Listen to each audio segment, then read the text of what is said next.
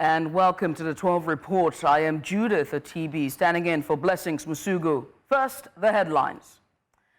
Resident doctors shut down hospitals nationwide over outstanding demands. INEC clears 14 groups for political party registration. FBI releases video of suspect in Charlie Kirk shooting.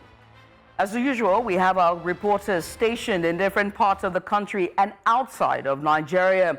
Starting with Bongani Ziziba, who's joining us from South Africa. We have Moina Balagbogo and Victor Mbadike live in Lagos. And also we have Blessings Akigbe joining us from Abuja. We've got the details and everything in between. Welcome to the 12 Report.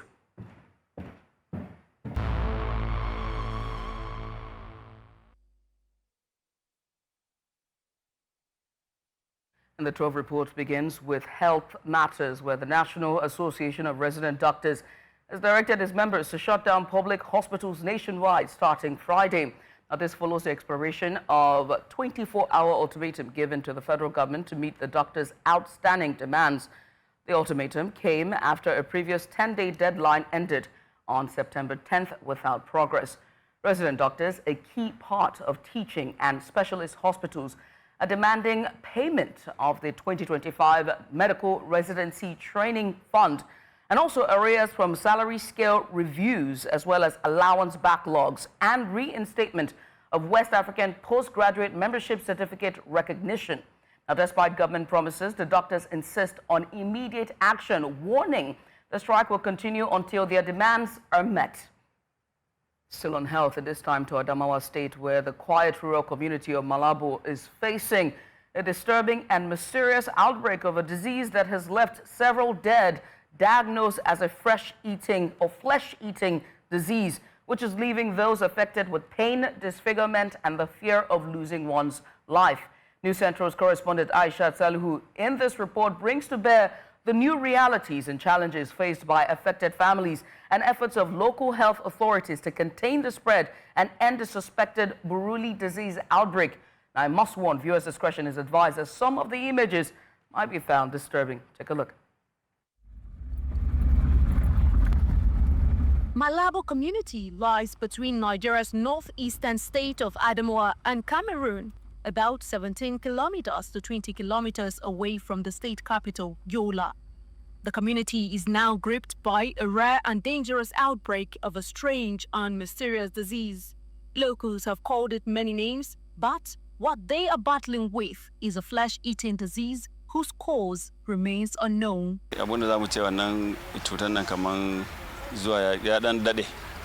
Amma bai yawa ba sosai kaman wannan karo don shekarun baya shekaru biyu ko uku da suka wuce bai wuce mutane 5 ko 6 bane suke da dauke da wannan abun wannan ciwon kafa amma yanzu ya zama to akwai mutane kusan 30 zuwa sama. They assume that it is not a case of the facility, because when they came to facility they are going to inject them, so this is why they are fearing of, so they are not coming. What we'll be doing now is to make sure that those that are affected in the community, let them come to the nearest facility in the Malabo and receive the dressing and also some antibiotics to aid healing. For Ahmadu, a 50-year-old farmer, it began with his son and later his brother. Both died within weeks of contracting the disease, now equally suffering devastation from the disease. Na yi wata uku can da muka dawo gida, wannan Dr. Aminu yana zuwa yana wankewa a gida. Yanzu wannan wata na 10 kenan. Wannan ba na gani zai kamar zai kara tun da dai ana da yawa kuma ba wannan cutan kawai ne sanadi ba. At least 67 cases have been confirmed by health authorities. Most of the affected live in remote parts of Malabo and are too afraid, too ignorant, or too poor to seek hospital care. Only 8 patients have agreed to be admitted at the Modibo Adama University Teaching Hospital in Yola. When the results from the National Reference Lab is out, the causative organism can be identified and proper treatment, which has to do with the causative organism, can be prescribed by medical officers. So our main aim now is to checkmate the spread of the disease, and that's why, since the result is not out, we advise them to come to the health facility. Health officials warn residents not to rely on traditional medicine, which may worsen the infection. But fear runs deep. Many believe the disease is a cause affecting their lives. Kaga ga wani kurji nan shine farkon abu. Shi kurjin haka nan kawai ya fita. Wannan kan ban iya tantancewa ga inda na same shi sai dai kawai bullar shi a jikina. Gaskiya ni tsoron da ya bani ɗaya ne dan har ga Allah da kan bai yawanta kamar haka ba amma yanzu ya yawaita kuma yanzu gaskiya ƙara karuwa ke dan yanzu bayan kama wani ma akwai wasu ma da dama wanda ya dan ƙara kama sabon kamu dan yanzu yaduwa yake yi ne shi yasa ba magana raguwa sai karuwa. The Adamawa State Ministry of Health confirmed that samples have been sent to Nigeria Center for Disease Control in Abuja for histological analysis. Results are expected within days. The health officers are on top of this. Like we keep on saying, there are emerging new phases of epidemics now, not only in Adamawa State, the world over. Until results come in, the people of Malabo wait, some in pain, some in fear, and others in silence. For now, what they face is not just a disease of the body, but a crisis of access, information, and trust. But for the residents, the biggest question is not scientific. It is simple. Will they survive? In Yola, for News Central, Aishat Salihu. Many thanks to Aishat for that report. Now we circle back to a news we told you earlier that the National Association of Resident Doctors has directed its members to shut down public hospitals nationwide starting Friday. Joining us to give us a bit of insight on this is Dr. Ayo Komolafe. He is the General Secretary, Association of Resident Doctors, Lagos University Teaching Hospital, and he joins us live now. Now, Dr. Ayo, many thanks for joining us. We appreciate you for coming on. I must ask, how has the government responded to the demands of your association? Thank you very much for inviting me. Going straight to what you just asked, the government, I know they've been trying their best, to be able to attend to some of our plea. However, in recent time, they've not really done so well, as it were with our plea so far in the national, that's the Nigerian Association of Resident Doctors. And that's why this strike is actually necessitated. Not because doctors really want to go on strike, but because the environment is really not so conducive, for doctors to actually do their best. And so this is necessary, for the common men, as it were, in Nigeria. Thank you. Now, Dr. Ayo, I mean, your association is directing its members to shut down hospitals. There's going to be impact. What impact do you expect the strike to have on healthcare delivery nationwide? And will this now force the hand of the government? Do you think it would achieve what it set out to do? So the idea is not to force the hand of,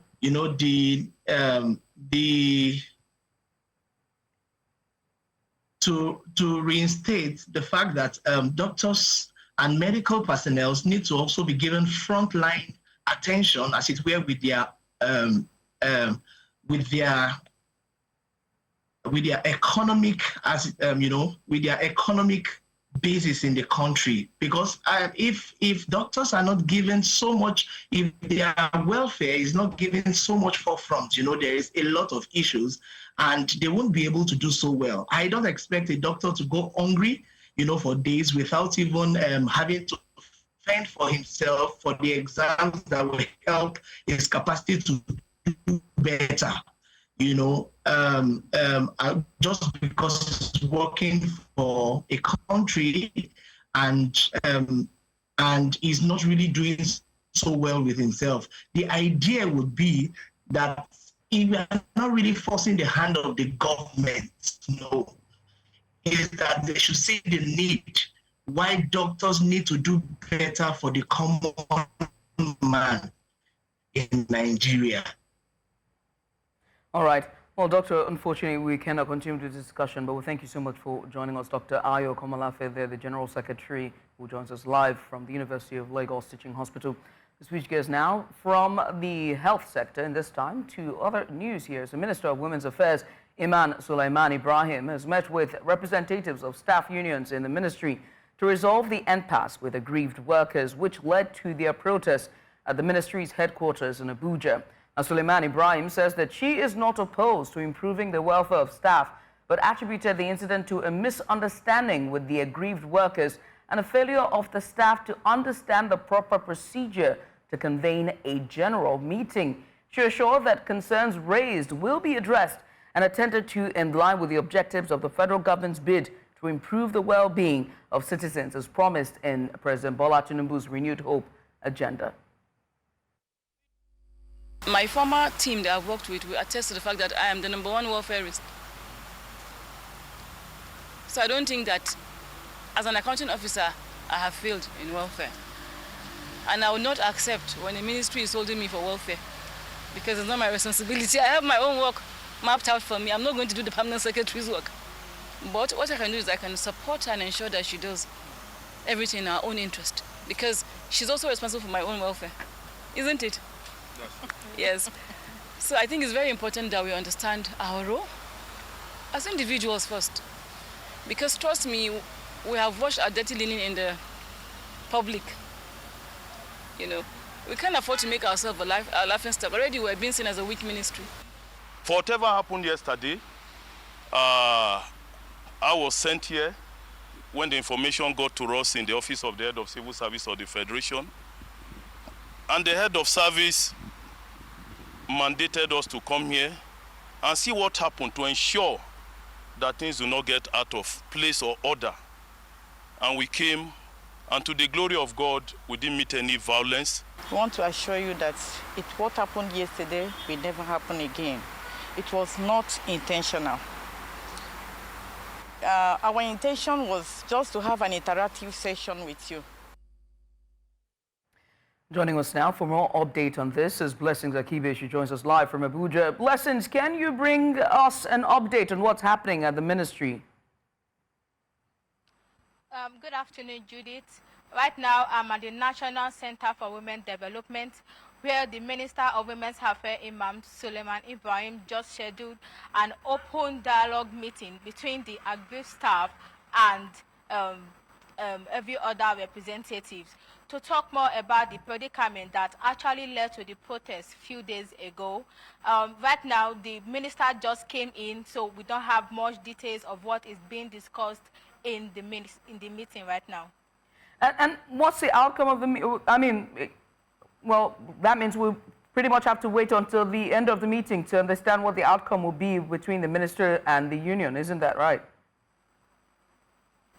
Yes, sir. Yes, ma'am. So we are waiting for them to actually discuss the whole conflict that happened a few days ago, and if this is going to bring about resolution in the whole dialogue issue. Many thanks, Blessing. Just very quickly, the next time you call me Ma on national television, I would write to HR and ask that we, squabble. Thanks, I appreciate you. Listen, there, keep joining us live from Abuja. It's Judith, not Ma. To switch gears away from that and now to politics, as the Independent National Electoral Commission, INEC, has cleared 14 associations to move forward in their bid to become fully registered political parties in Nigeria. This was announced by INEC National Commissioner and Chairman of Information and Voter Education, Sam Olumekun, following a meeting held on Thursday. According to him, INEC received a total of 171 applications. After a thorough review, only 14 met the basic legal and regulatory requirements to proceed to the next stage of registration. Now, groups like the African Transformation Party, ATP, All Democratic Alliance, ADA, that's ADA, and Citizens Democratic Alliance, CDA, were among those cleared. The commission noted that the remaining 157 groups did not meet the necessary conditions, and all applicants will be notified of the decision within 24 hours. You're watching the 12 Report here on News Central Television. Let's go on a short break. When we come back, there's plenty more reports. Don't go anywhere. Stay with us.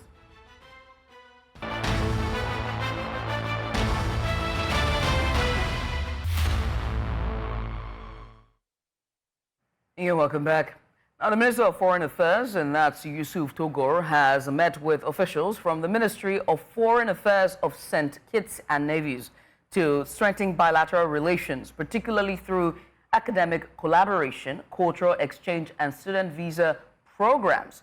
Now, this was during a recent diplomatic dialogue in Abuja as officials from both nations listed the importance of fostering closer ties in the face of global challenges, particularly in the areas of energy transition and capacity building. The two nations also expressed interest in expanding student visa exchanges, allowing Nigerian students to study in St. Kitts and Nevis and vice versa, and building long-term partnerships aimed at fostering mutual understanding between the two countries.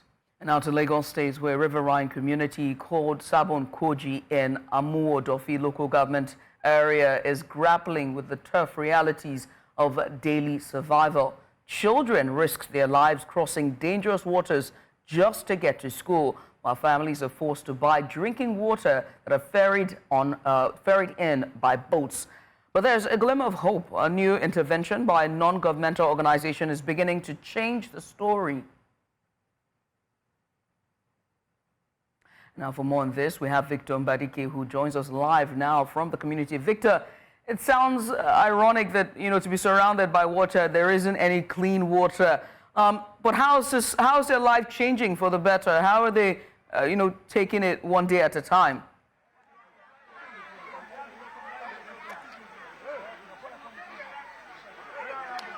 Interesting stuff. I mean, a community that is surrounded by water, yes, have access to clean water. And that's the story of residents here at Sabon Koji under the Amuodofi of local government area. But of course, that's the situation for many of such communities in Lagos.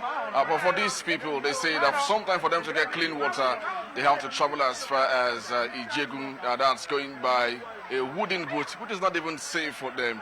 It takes them sometimes 2-3 hours to get to these places to get water that they will drink with their families and all of that. So they spend as much as 1,000 naira to get maybe just 25 or 20 liters of keg, just to get clean water, having traveled 2-3 hours journey, and they've been living like this for as long as you can ever think of.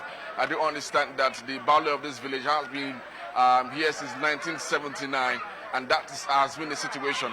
But aside from water, aside from getting clean access to water, sanitation, basically, they've also had challenges of electricity. As a matter of fact, they've not had light since the establishment of this community.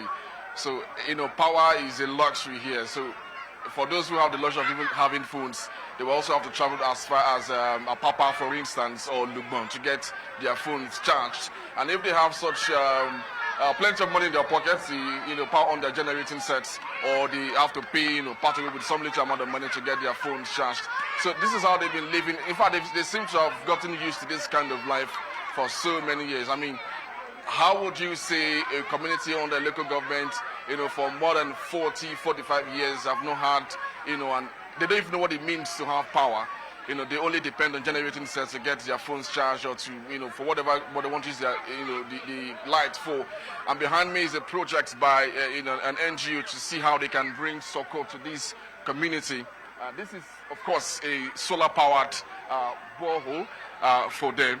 And this is what they feel that this community needs at the moment to get clean water, particularly for the young girls and women that are here, who, of course, will need this sanitation for their personal hygiene. And this is the situation here in Sabon Koji, Judith. And I do hope that stakeholders, individuals, even the state governments will begin to look at some of these issues. Because, to be honest, you look at, for instance, schools. They don't really have schools here, to be honest. They don't have schools here. And the little school they have is a primary school. So for those who are in secondary school, they also have to travel out of this community by wooden boats. Now, if you check those wooden boats, I don't know if you have them on your screen. Those boats do not even look healthy, if I may put it that way. They look rickety, and some of them don't even have life jackets. So it also brings to question their safety again on water. Again, this is a riverine community, like I said earlier. They major on fishing, and they don't really have major occupation here aside from fishing. So that's the only way they survive. And so with their modest way of living, they expend the little that they have on having to power their phones, power their whatever with generating set, travel distances to get water, and so many other. As one of them, they don't really have hospitals. They only have one primary health care center that serves the entire community.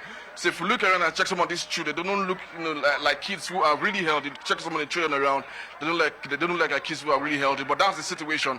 And I did speak with some of them, and they said, hey, every time they get sick, they just hope and pray to God to get well, because where would they even get the money to even go to the hospitals?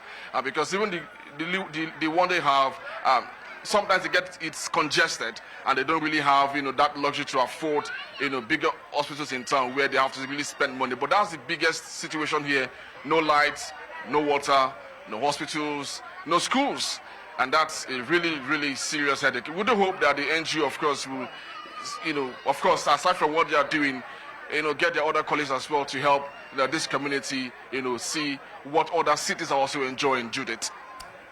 Victor, I must say thank you. Very quickly, this initiative that is driven by the Hope for the Masses Foundation, besides just the borehole and water that they're giving, what else are they doing, to improve the lives of the people there?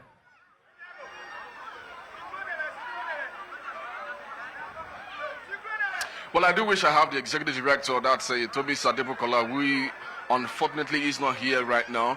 But having spoken to her off camera, she said that for now, the major thing that they can expend, that they can't do really for this community, is to provide them clean water. As a matter of fact, you and I know that once you have access to clean water, you have access to many, many major things, which is the most important thing that this community needs right now.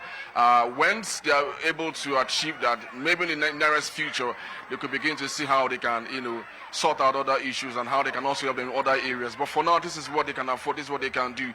And hopefully other people, other NGOs like them, individuals and stakeholders, even the state governments will look at some of these issues, because at the end of the day, what is major to them is to bring their issues into limelight, just like New Central is doing right now, and see how others can also be of help, because of course they can't do everything. But right now, access to clean water to help their sanitation, particularly for the girls, to help with their menstruation and all of that, is something that the NGO is really looking to solve, and that is what they are doing exactly here today in Sabon Koji. Thank you, Victor Mbadike there. I must say thank you for just giving us that insight and bringing this story to the fore. It's very important to continue to highlight on the underrepresented people. Victor Mbadike, our correspondent live from Sabon Koji community there in Amodofi, Lagos. Well, still in Lagos, Nigerian chef Hilda Baci is leading a bold attempt to set a Guinness World Record for the largest single pot of jollof rice, an astonishing 22,619 liters of jollof rice, my dream. Now, the event has pulled in more than 20,000 people, turning into more than just a cooking challenge. For many, it is a celebration of Nigeria's culinary pride and cultural resilience at a time of economic hardship. Now, Baci, who made headlines worldwide with a 2023 record-breaking cookathon, is once again pushing boundaries, but this time with her team managing complex logistics and drawing from past lessons to make the feat not just historic, but also safe and impactful. Meanwhile, Nigerians have set Guinness World Records in diverse areas, including Hilda Baci's longest cooking marathon. We also have Tunde Onakoya's longest chess marathon. There's Benga Ezekiel's most skips in a minute on one leg, and other notable records, including the heaviest power lifts by Bose Omolayo and Folashade Oluwafemiayo, among others. And joining us now is News Central's Moina Balagbogo, and he's live at the scene. Moina, just beyond cooking up a world record, this event seems to be where I should be at with several spoons, but don't mind me. Tell me, what's going on? Well, the atmosphere here at the grounds of the event is buzzing. Thousands of fans are live right here, and just from the entrance, everywhere is a buzz. Big stage to my left, as you can see, there is a whole lot of arrangements that is set to entertain those who are gathered. Just moments ago, Hilda Baci came here to inspect the port. By my left there is the very massive port. It will be open any moment from now, and of course just a whole lot of excitement across this particular stage from the front here. So that's the center stage here. This is where the action will be taking place, and of course the fans are excited. A lot of people are here to celebrate. And Judith, this is talking about the resilience of the Nigerian spirit. I think that is what is at play here. A lot of people have been motivated by what Hilda Baci was able to do back in 2023. And this time around, she's doing something that is very unique. And this is just beyond a cookathon. This is not even a cookathon now, because this is not going to be as lengthy as the previous one. But we have standing just coming into the shot with me is Oreoluwa. She is the marketing director for the largest jollof rice largest jollof rice cooking event right here. So can you talk to us about some of the preparations that has gone in, and just to see the massive crowds gathered here? How has that been encouraging for Hilda Baci? So we're live at the Guinness World Jollof Festival with Hilda Baci. It's been a great day so far. If you look behind you, there's a massive crowd already. The love is a lot. You know, there's also a very strong level of support. In terms of the preparation, we have tried our best. This has been a one-year journey. We have put a lot of things in place for this day, starting from making sure we have the right dimensions for the pot, which is the most important thing.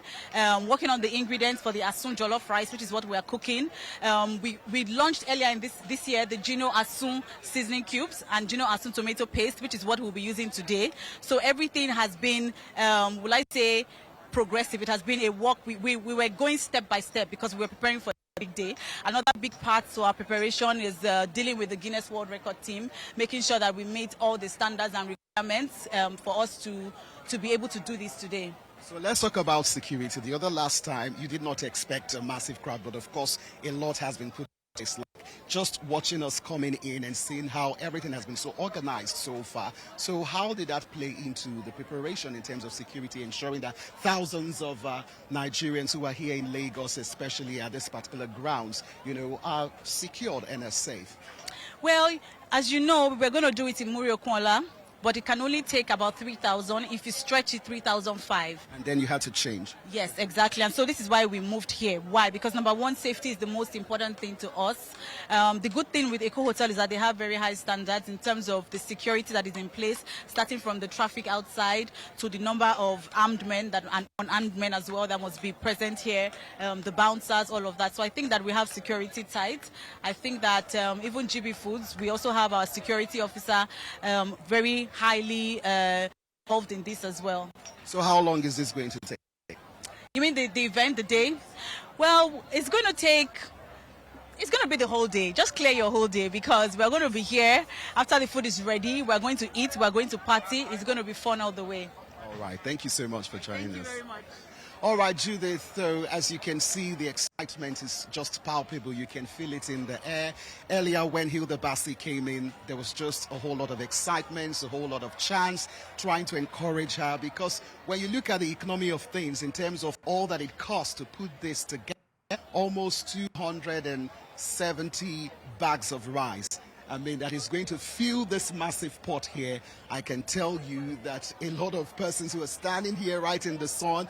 Earlier, just when we came in, it was seeming as if it was going to rain. But thankfully, the sun is up and people are just ready to delve into the event of the day proper. A while ago, Pastor Bolaji was here to actually open the whole process of the event with a word of prayer, and then after that, other logistics are on the way. There's a very big crane just by my left there that you can see that is going to aid with removing the lid that covers the very big pot. So that's the hook there, and then it is going to there's a driver there that's going to use the lever machine to pull up the lid, and then we will see how they will pour the rice, the ingredients, and everything that is also prepared, to make this largest jollof rice. And there's going to be a lot of celebration, just like what Oreoluwa told us, the marketing director for this particular event. So everybody here is likely or probably going to have a taste of whatever is going to be prepared, which is of course jollof rice. So everything is going on smoothly. There is no cause for concern. The security team have been very wonderful. Everyone was properly checked in here. And you must also commend those who are gathered here. They're so orderly, so organized in terms of how they've comported themselves to ensure that things go smoothly, and they are cooperating with the officials. Normally, when you come for an event like this, you see people, shouting at each other, people pushing each other, try to push down the rails that is, holding people. All right, Moina, can you hear me? That's very quickly. I mean, you just described my dream, which is clear skies, full belly, and of course, great music and atmosphere. It's every dream of a Nigerian. But I must ask you about the logistics when it comes to cooking 22,000 plus liters of jollof rice. It means that the pots, how are they going to, what's the energy source for it? Is it going to be firewood or gas? Is it clean energy? Let's start there.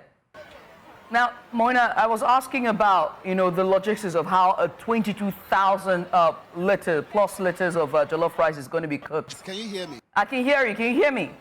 Apologies for that. We seem to be having delays. We'll have to let him go now. But let's switch gears away from all that jollification to security, as a startling revelation by Nigeria's former permanent representative to the United Nations, Professor Ibrahim Gambari, has once again spotlighted Africa's security challenges. Now, speaking at the African Chiefs of Defense Staff Summit in Abuja, Professor Gambari disclosed that more than 1,000 terrorist groups are operating across the continent. In this special report, News Central Sagir Ibrahim examines the scale of the threat, its implications for peace and development, and what experts say must be done to address this. Take a look. Here in Abuja, there are now over 1,000 insurgency groups in Africa, and the number keeps rising. And the majority of our regional economic commission are actually dealing with banditry and terrorism and other forms of insurgency. Professor Gambari's statement draws from a new study by the African Research Network for Regional and Global Governance Innovation, also known as ANUMDI. The report reveals that insurgency is now widespread in 5 of Africa's 7 sub-regions, with over 10 million illegal weapons circulating in the Sahel alone, adding fuel to the inferno. For example, Libya, there's about 28 insurgent groups. In Egypt, there are about 10-15. Don't we talk about Burkina Faso, Mali, Niger? Chad has almost 25 to 30. We are concentrating on the major one, which is Boko Haram and all that. But there are small splinters in Nigeria that we can be counting up to 8, 10.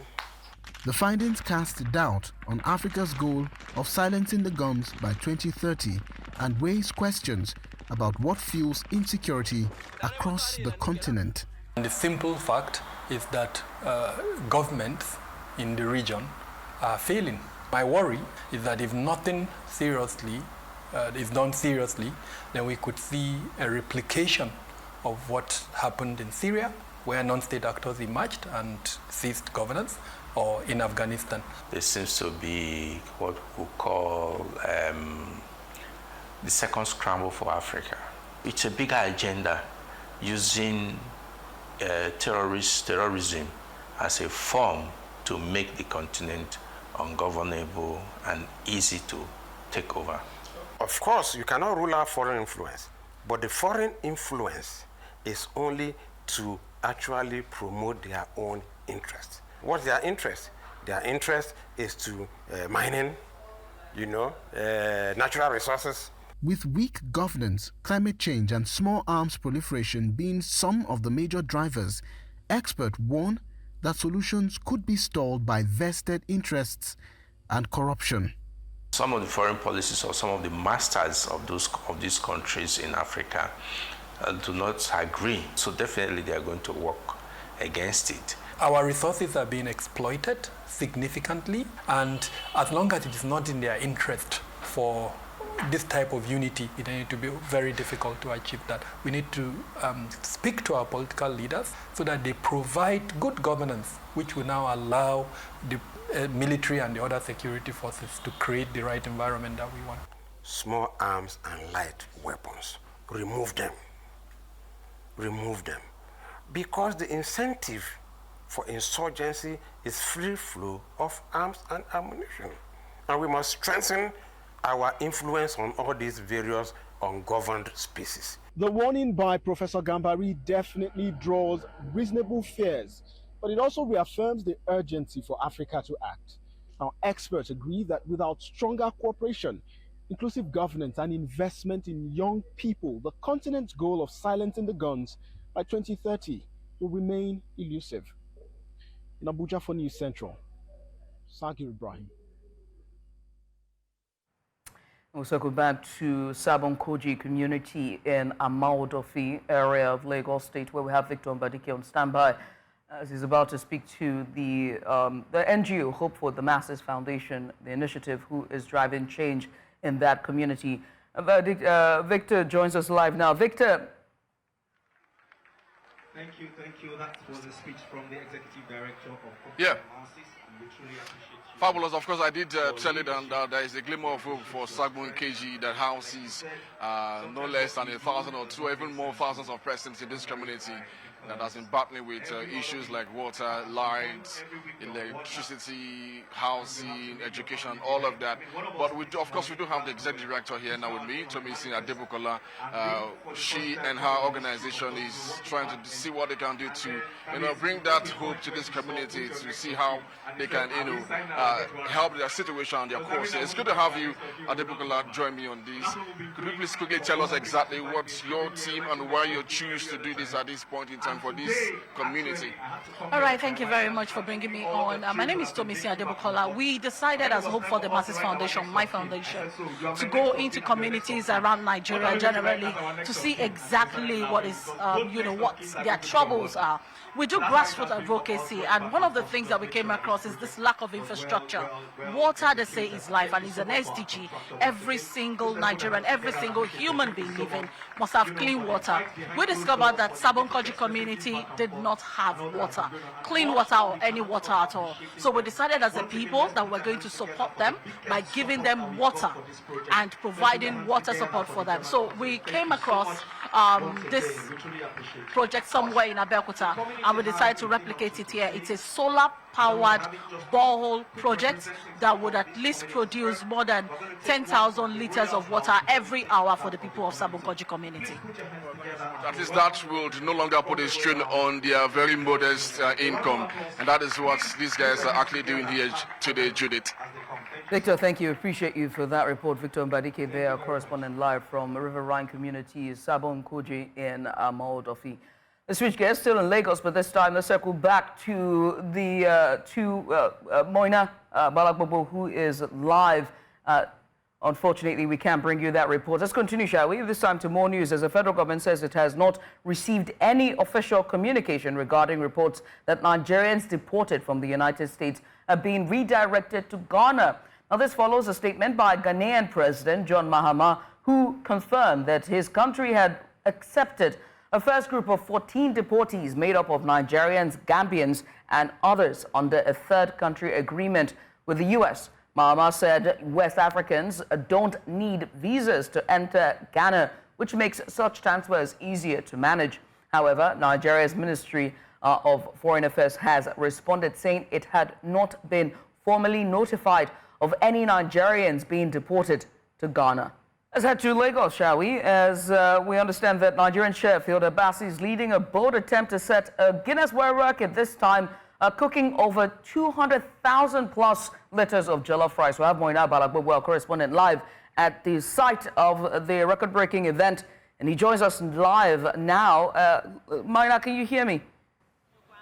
Oil to make so it is when the people when they culinary to the home like 100 people wey cut onion people wey comot pack like the work the food we reach like 300 so it's you see this kind thing and this kind thing sports wey we produce we use like 2 more to produce this sports and everything for this country na locally made. Unfortunately, can't bring you that report due to technical glitches. Let's switch gears to Borno State, as the government, the state government there has inaugurated several key health projects in Monguno, a bid to improve access to healthcare for residents. Now, the governor of Babangana Zulum reaffirmed his administration's commitment to rebuilding and resettling more displaced communities despite recent insurgent attacks in parts of the state.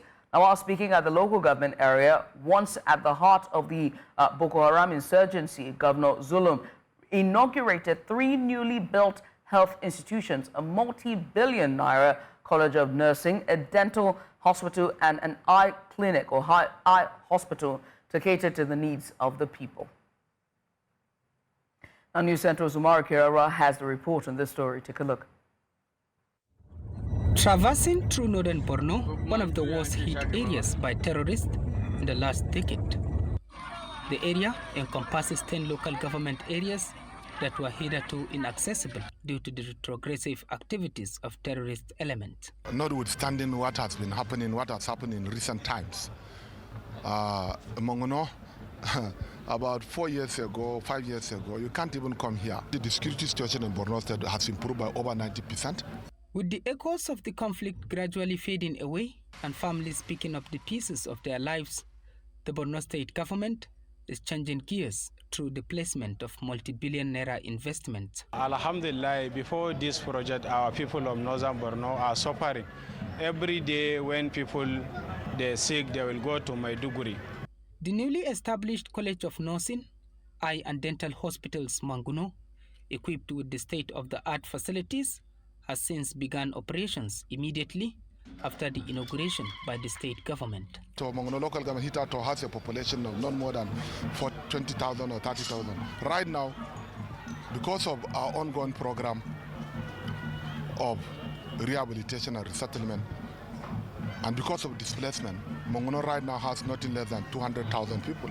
So we have no option than to provide more facilities. I will collaborate with you to see what resources, what middles might am I going to contribute towards the maintenance of these edifices in the 2026 appropriation. Governor Zulum has also ordered the construction of a 3 billion naira state specialist hospital in Manguno to meet the growing health needs of citizens in the area. We, the stakeholders, will have to maintain it so that the other neighboring countries like Niger, Chad, they may come here to have a good healthcare system here. This is in addition to the ongoing multi-billion naira medical college of the Borno State University, among other investments to improve access to healthcare and create job opportunities to bridge human resource for the state health sector. In Manguno for News Central, Omori Kirawa. You are watching the 12 reports. Still ahead. The FBI releases video of suspect in Charlie Kirk shooting. We'll bring you the details of this after the break. Stay with us.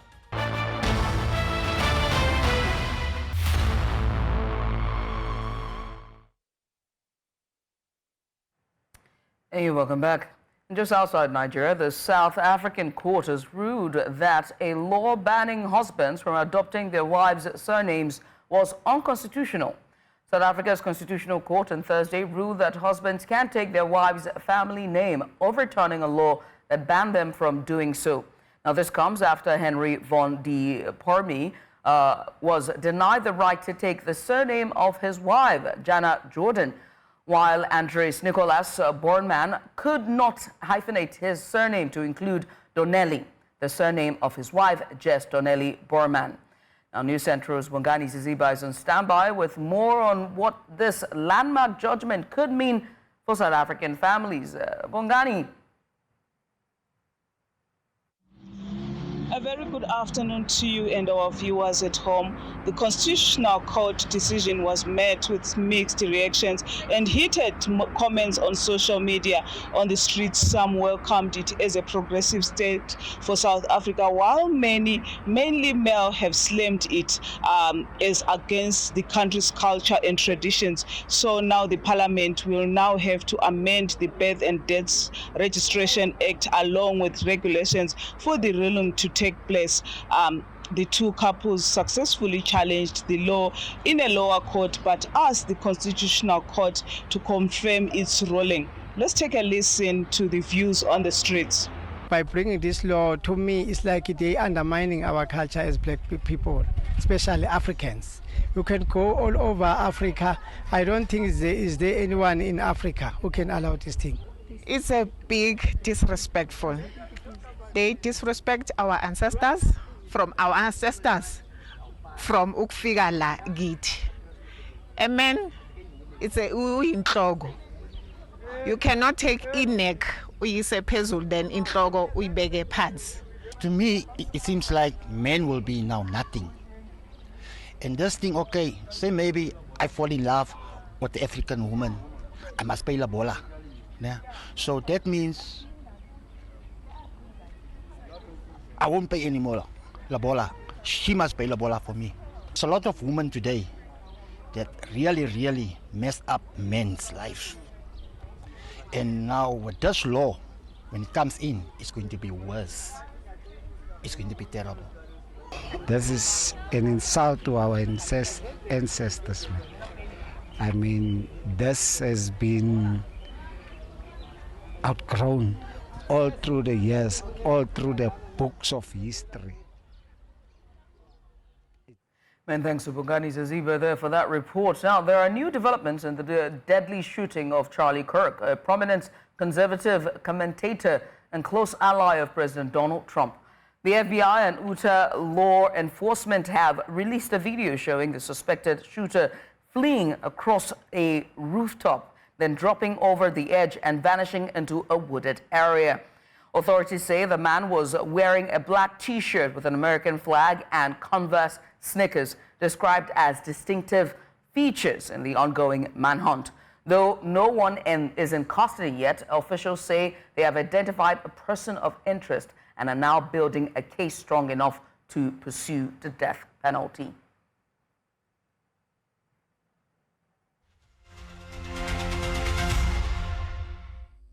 And when one of the few female senators in Nigeria is blocked from resuming her seat, it raises a fear or a far bigger question. Is this the future of women in politics? Senator Natasha Akpoti-Oduaghan shook the system when in mid-March she accused the Senate president of sexual harassment and was swiftly suspended for 6 months. Now that suspension has now expired, yet she remains barred from returning. The clerk of the National Assembly says her case is still under appeal and therefore sub judice. The PDP says this is more than a bureaucratic formality. They claim the move is a calculated attempt by the ruling party to silence an elected woman and deny her constituency's representation. What's worse, it taps into a broader pattern. Women in the Senate are rare to begin with, only 4 out of 109. And when Akpoti-Oduaghan speaks up, she risks more than just political backlash. She faces displacement, defamation, and exclusion from the lawmaking process. If Nigeria is serious about inclusion, gender inclusion, this is how we test our commitment. Blocking her from return says loud and clear that speaking out might cost you a sit. And it also might cost you your voice and your standing as a leader, elected or appointed. And that's not progress, it's regression. Because when women are shot out of power, democracy loses its balance. And that's your postscript for this Friday.